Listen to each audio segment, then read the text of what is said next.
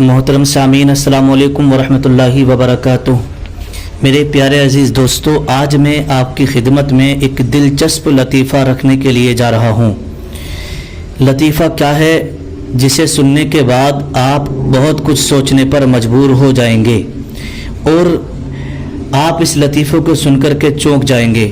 دیکھیے، لطیفہ یہ ہے کہ ایک بادشاہ تھا، اس نے اعلان کیا کہ جو ہمارے اس ہاتھی کو رلا دے گا اس کو ہم بہت سارا انعام دیں گے۔ تو بادشاہ کے اس اعلان کو سن کر بڑے بڑے مصیبت زدہ لوگ آئے، بڑے غم کے مارے لوگ آئے اور ہاتھی کے کان میں آ کر بہت سارے مصیبت زدہ لوگوں نے کہا۔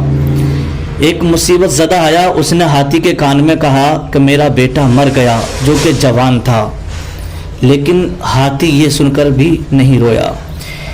کسی نے کہا کہ میری تجارت لاس ہو گئی، میرا بہت بڑا کاروبار تھا، وہ سارا کاروبار ختم ہو گیا، لیکن ہاتھی پھر بھی نہ رویا۔ کسی نے کہا میری بیوی کو کینسر ہو گیا، لیکن ہاتھی پھر بھی نہیں رویا۔ پھر ایک شخص نے کہا کہ میں اتنی بڑی مصیبت میں ہوں کہ میری ساری فیملی ختم ہو گئی، میں اکلا رہ گیا، لیکن ہاتھی پھر بھی نہ رویا۔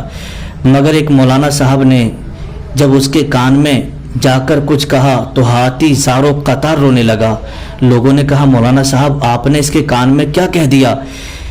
کہا کہ مولانا صاحب بولے میں نے اسے اپنی تنخواہ بتا دی ہے، میں نے اسے اپنی سیلری بتا دی ہے۔